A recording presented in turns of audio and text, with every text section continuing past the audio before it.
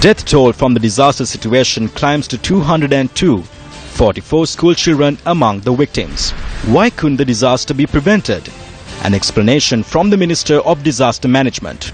Heavy rains forecast for Colombo, Kaluthara and Ratnapura tonight. 8 state and deputy ministers sworn in before the president. Dozens of whales beached on the Sampur coast.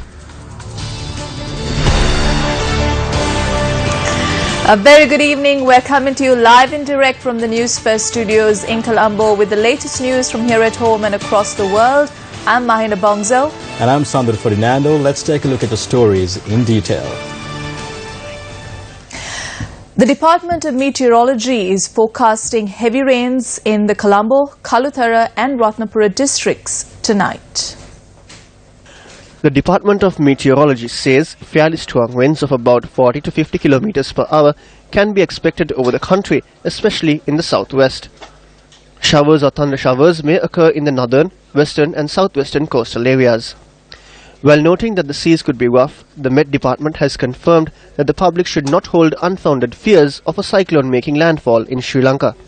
The landslide warning issued for 7 districts has been extended for another 24 hours. The National Building Research Organization says that if rains continue for the next 24 hours, there is a possibility of landslides, rock falls and cut failures in 7 districts, and people living in those areas must remain vigilant. The NBRO watch says there could be landslides, rock falls and cut failures in the Alapata, Palmadulla, Kuruvita, Ahaliyagoda, Kiriyalla, Imbulpe, Ayagama, Kahawatta, Kalawana, Kolonna and Nivitigala areas in the Ratnapura district. The landslide watch was also issued for the Bulat Kohupitiya, Deraniyagala, Yatiyantota and the Hiyovita areas in the Kegal district and the Baddagama, Yakkalamulla, Nelua, Tawalama, Niyagama and Nagoda areas in the Gaul district. Residents from Bulat Sinhala, Agalawatta, Walallavita and Baduraliya areas in the Kaluthara district have been requested to be vigilant. The warning also affects the Kotapola, Pasgoda, Pitabadara and Mulatiyana areas of the Matara district and the Walasmulla and Katuana areas of the Hambantota district. The NBRO requests people living in Ambagamua Korale in the Nuwara Elia district to exercise caution. The Disaster Management Centre released the latest data in relation to the natural disasters that battered the country over the past few days. The death toll from the disasters has risen to 203, with the majority of the deaths being reported from the Ratnapura district. 84 deaths were reported from Ratnapura and 29 more are unaccounted for. 44,684 people have been left homeless, while 224 houses in Ratnapura have been destroyed. 15 deaths were reported from the Gaul district, while 7 persons are reported missing. 1,287 people from 615 families have been moved into 8 shelters in the Gaul district. 38 houses have been destroyed and 1,100 houses were damaged. 63 people died in the Kaluthara district, while 52 are reported missing. 13,689 people from 3,399 families are being housed in shelters. A total of 28 deaths have been reported from the Matara district. 15 people remain missing and 10,670 people have been left homeless. 658 houses have been destroyed in the Matara district, while 33,145 houses were damaged. 197 families were evacuated after a landslide was reported on the Idigaldenia mountain in Matara. The evacuees have been moved to the Panakadua primary school. Around 300 people trapped by floods in Bandattara Matara were taken to safety by the Sri Lanka Army today. It is reported that around 700 people remain trapped in the Malimbada, Hittatiya, Natugala and Walpala areas in the Matara district. The Sri Lanka Army launched a rescue operation to move these people to safety. Our correspondents managed to access the Galpata area for the first time after the disaster situation. However, the villages of Uduwara, Delgoda, Yatavara and Patakada continue to remain flooded. The Divisional Secretary of Millennium reports that 14,000 people from 46 separate Grama Niladhari divisions have been affected by the adverse weather. An Indo-Lanka joint relief operation is providing the necessary requirements for the affected people. Food and other supplies were transported on the Sri Lanka Army's amphibious troop carriers. 5 houses were damaged following landslides in the Karavilakanda and Madakanda slopes in Katuwana. The NBRO has marked the area as a danger zone and the residents have been evacuated to safety. The Alapatha, Karangoda and Ginihiriya areas in Ratnapura are still inundated. The displaced have taken refuge at the village temple. The Ayagam area in Ratnapura continues to face the risk of landslides. Collapsing earth embankments have restricted access to several areas. Our correspondents report that the Ayagama road via Kalawana in Ratnapura is being renovated. Around 16,000 people displaced in the Ayagama area have been sheltered in 30 temporary camps. The Irrigation Department conducted a special examination at the site of the Gin River water gauge in Baddigama. Attention was drawn towards the water density, current and the depth of the water. The Irrigation Department believes that the water levels of the Gin River would reduce by tomorrow evening. While steps have been initiated to restore the livelihoods of people affected by the disaster, a Newsfirst team encountered a family in Baddigama Gaul who have lost all hope. We visited this home in Inimankada, Baddigama to inquire into how the villagers coped with the sudden flooding and what they hope to do now that the flood waters have receded.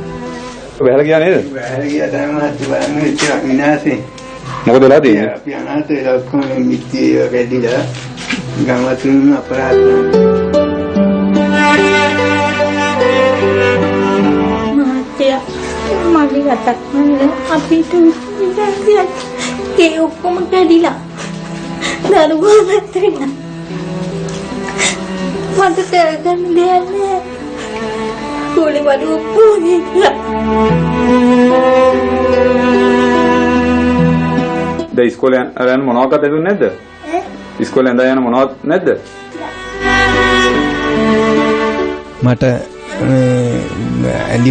I was only left with clothes I was wearing. I have 2 children and my wife is unwell. We climbed a hill and survived the water. When the water receded, we came here and inspected it. The walls are all cracked. These are old clay walls. I am thinking of how I will be able to buy clothes for my children.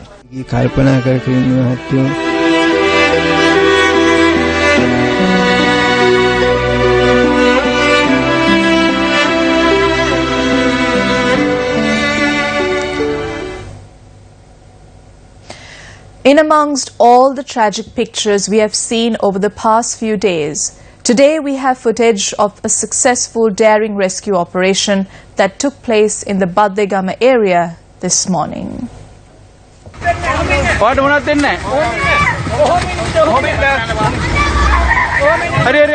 A Navy rescue boat distributing relief aid along the Gin River from Dodangoda to Ganegama heard desperate cries for help. The cries were coming from a grandfather and his grandson clinging onto a tree as they also desperately held on to their dog. The water levels around them were almost 30 feet.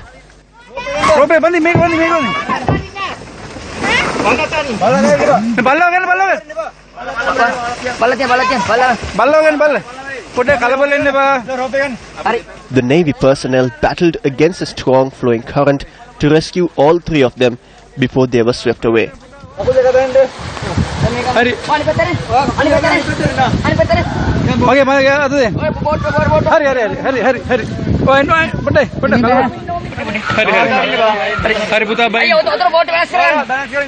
The trio had gone to see their submerged house in a small raft which toppled in the fast flowing water.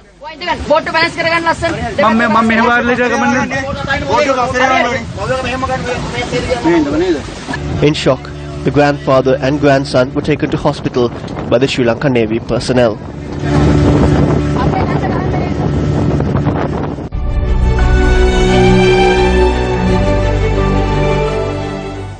The Sirasa Shakti TB1 Suvasahana Yatra program, which is addressing pressing public health concerns in the aftermath of the disaster, continued today. The Suvasahana Yatra program was carried out for people living in some of the worst affected areas in the Ratnapura district, including Devalagama, Hapugampitiya, Ganegoda and Yataliyan Palla. The displaced are currently taking refuge at the Sri Sumanarama Viharaya in Devalagama. The medical team led by doctors also reached the village of Balibatgoda across the Kalu River and took steps to treat the people there.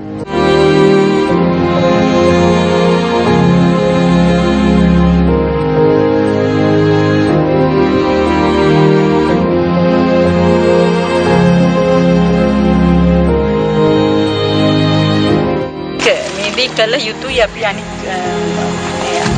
ගොදුරට පත් නොවන අපි හැම දෙනාම ඒ අවස්ථාවට මුණ දීපු හැම කෙනෙකුටම උදව් කළ යුතුයි. All access roads to Balibatgoda, Halgoda, Lower Muagoda and Muagama Kanda have been submerged.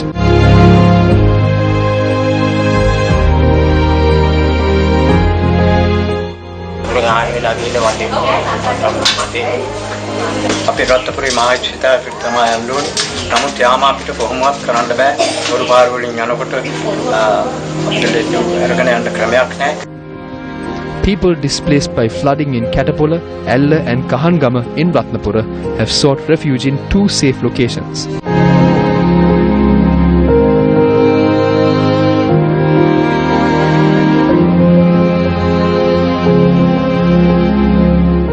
ඔවුන්ට අවශ්‍ය සියලු පහසුකම් සපයන්නට මේ වන විට අපට හැකියාව ලැබී තිබෙනවා. අපි සූදානම් මේ ප්‍රදේශවල ජනතාවගේ සෞඛ්‍ය තත්ත්වය පිළිබඳව විමසා බලා ඔවුන්ට අවශ්‍ය ප්‍රතිකාර සෞඛ්‍ය පහසුකම් අඛණ්ඩව ලබා දෙන්නට ඒ සඳහා වෛද්‍ය මණ්ඩලය ඒ වගේම හෙද කාර්ය මණ්ඩලය ඇතුළු සියලු දෙනා යහුසුලුව කටයුතු කරනවා මේ ප්‍රදේශයේ සිට.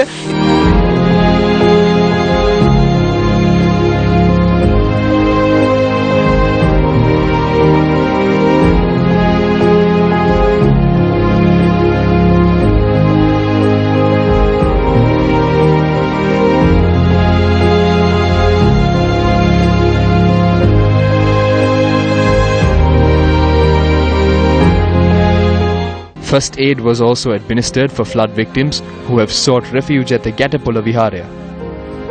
Another group of survivors have taken shelter at the Gatapola Community Hall.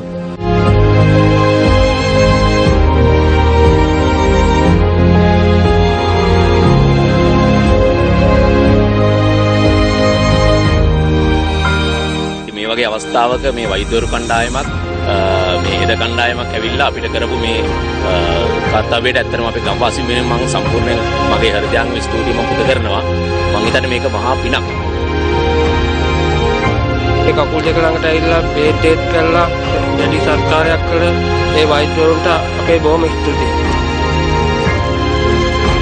වගේ තැනකට එන්න ගොඩාක් අමාරුවෙන් තමයි ඒ වගේ තැනකට ළඟා වෙන්න පුළුවන් උනේ.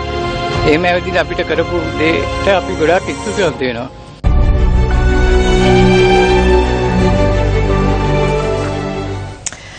The Republic of Korea has extended its deepest condolences and sympathy to the government and people of Sri Lanka on the devastating loss of lives and properties caused by the recent floods and landslides. As a token of solidarity with Sri Lanka, the government of the Republic of Korea will be providing humanitarian assistance worth $300,000 in the form of relief goods, which will be delivered as soon as possible. The Korean community and companies in Sri Lanka are joining efforts to assist the Sri Lankan people affected by floods and landslides. The Japanese ambassador to Sri Lanka, Kenichi Suganuma, handed over aid sent by the Japanese government to the Minister of Disaster Management, Honorable Priyadarshana Yapa, this evening. The aid includes tents, plastic sheets, electricity generators, water purifiers and other amenities. We are also going to send a team of experts about landslide and flood, which is arriving this Saturday, in order to advise the government of Sri Lanka on how to prevent secondary disaster. Let me also mention that in this team there is a Sri Lankan expert who is actually studying in Japan about flood issues.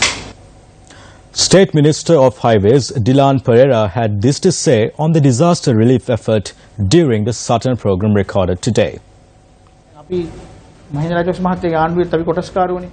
I was a part of Mahinda Rajapaksa's government as well. Those days, when we faced such a calamity, there were only a limited number of countries that came forward to help us. Today, we can clearly see the number of countries that have stepped forward to help Sri Lanka in its time of need. We suffered millions of rupees worth of damages. Why do these countries help us? It is because they realize we are committed to achieving reconciliation. We are creating a new inclusive constitution, and because they support our efforts.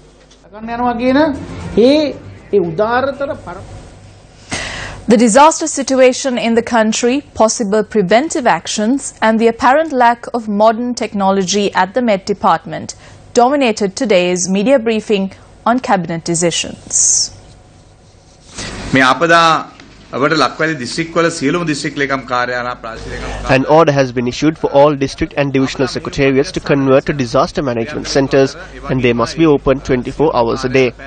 The service of all office personnel will be termed as an essential service until further notice. Neil Dialvis, the Secretary to the Ministry of Home Affairs, has issued a new circular which indicates that all programs must be prepared in order to protect the lives of all the affected people, casting aside all previous circulars.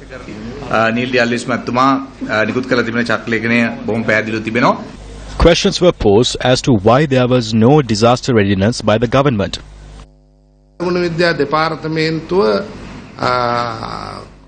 The Department of Meteorology issued a forecast citing that certain areas will experience rainfall along with strong winds. However, the Met Department cannot announce to which areas it will definitely rain. We need to have a better technical development for this.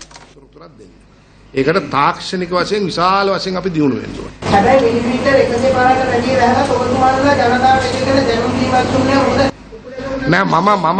නෑ අපි ආපදා කළමනාකරන All disaster management centers were informed. I have the information. I propose for a law that enables to forcefully evacuate the people during adverse weather conditions. Some countries have such a law.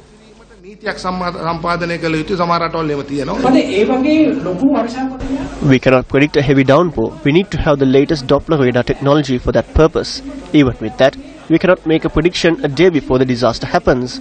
We can predict the time of the rainfall. With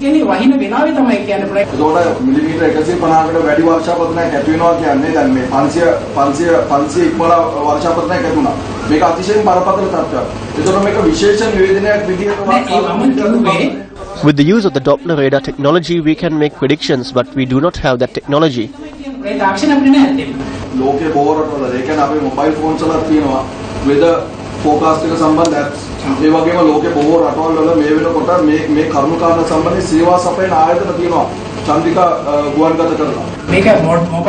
I do not think that a mobile application can predict the exact rainfall for a certain area. Those can be used for short-term forecasts, but not to give the exact rainfall.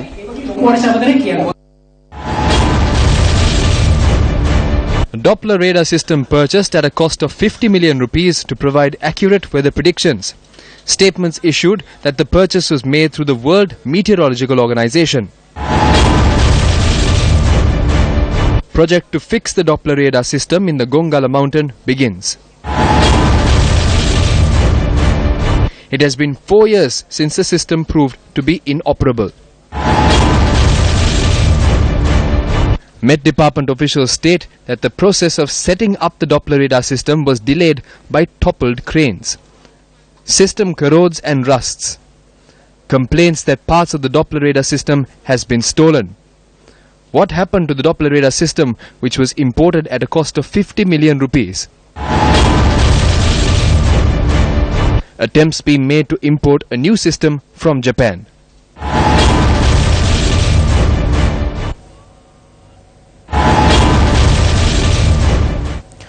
Education Minister Akhila Biraj Karivasam announced today that 44 school children have died as a result of flooding and landslides triggered by the heavy rainfall. According to the information at hand, at least 44 school children have lost their lives, while 8 have been reported missing. We have not taken a decision yet on when schools will be reopened. We have said Monday, but we will assess the situation and announce when schools will be reopened on Friday. Children will be allowed to attend school in whatever clothes they have because many of them have lost their school uniforms. You're watching Primetime News. We'll be coming up after this short commercial break. Stay with us. Welcome back to the news. 8 deputy and state ministers took oaths before President Maithripala Sirisena today. Iran Vikram Ratna, who served as the State Minister of Public Enterprise Development, took oaths as the State Minister of Finance. Lakshman Yapavardhana, who served in that role previously, was sworn in as the new State Minister of Public Enterprise Development. Palitha Rangamandara, who was sworn in as the State Minister of Irrigation. Karuna Ratna Paranavitara took oaths as the Deputy Minister of Skills Development and Vocational Training. His previous role as Deputy Minister of Mass Media was given to Lasantha Alagiyavanna.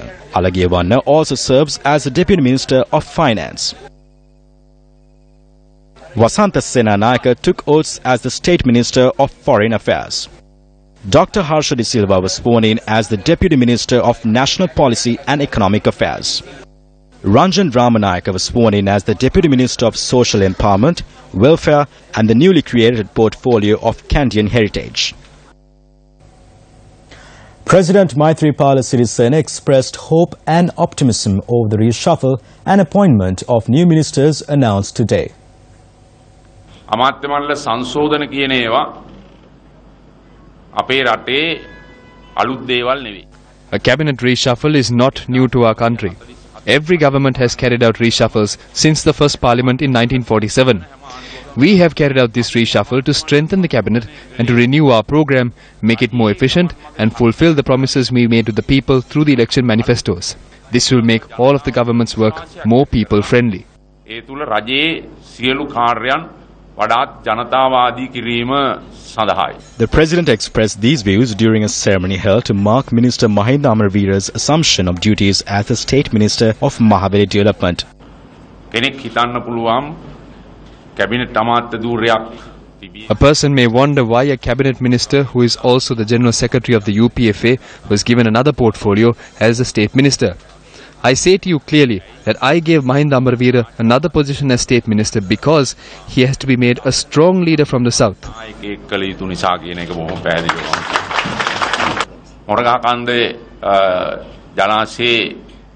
Work on the Moragahakanda reservoir is concluding today. Mahinda Amarveera was appointed the State Minister so that he can commit time to complete the major task ahead beyond the Moragahakanda reservoir. ජලාශයෙන් එහා තියෙන ඉතිරි විශාල වැඩ කොටස වෙනුවෙන් කාලය යොමු කරන්න තව කෙනෙක් අවශ්‍ය නිසා මේ විශේෂණ තත්ත්වයේ පිළිබඳව අතිගරු ජනාධිපතිතුමාගේ කැබිනට් මණ්ඩලයේ The cabinet of His Excellency the President and the National Disaster Management Committee have made several important decisions to address the disaster situation. He set an example noting that ministers, MPs and public officials should make sacrifices, and he reduced the number of vehicles allocated to him. He gave the same advice to everyone else. I believe the entire country and the entire world will appreciate this.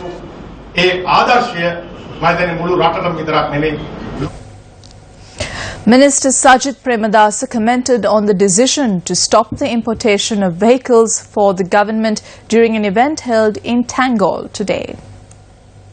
Based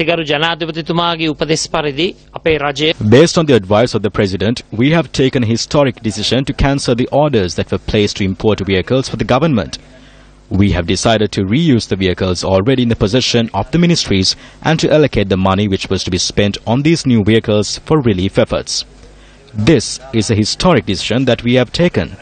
The most important thing to do today is to reconstruct the homes of the people who have been affected, not to refurbish our houses. The people voted for us to serve them, not for us to help ourselves. The minister expressed these views during an event held in Tangol to distribute drinking water to residents who have been suffering due to the lack of drinking water.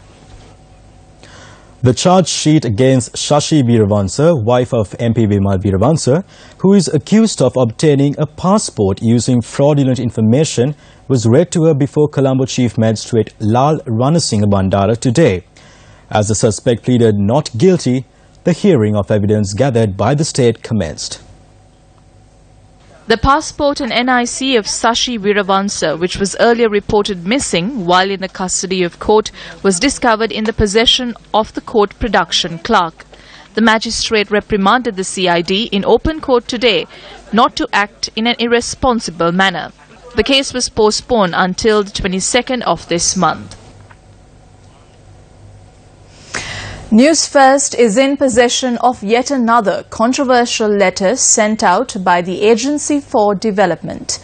In a backdrop where the legality of the establishment of the Agency for Development is in a quandary state, letters like this continue to raise eyebrows as to how the economic affairs of our country are being handled. The letter with regard to the cement grinding plants that are to be constructed at the Hambantota investment zone has been sent by Mangala Yapa, who is the managing director designate at the Agency for Development. The letter states that there were 5 proposals in total for the construction of a cement grinding plant.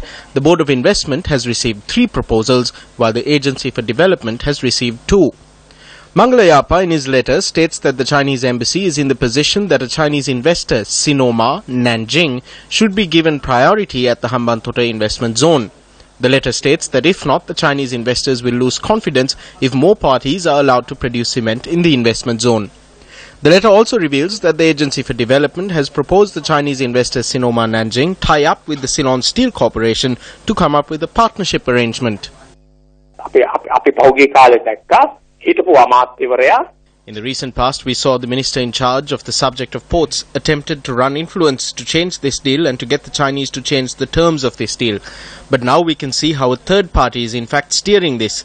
This leads us to suspect whether those who are making decisions regarding the economy today are creating investment opportunities for those who have stolen the wealth and resources of the country.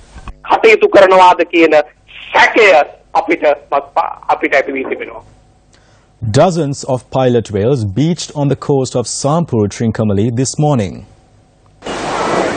Sources say about 40 pilot whales were stranded on the Sampur beach. The Navy, with the assistance of local fishermen, succeeded in returning all of the whales to the sea alive and unharmed. And with that, we wrap up Primetime News. For the News First team, I'm Sandaru Ferdinando. And I'm Mahina Bongso. Thank you very much for joining us. Good night.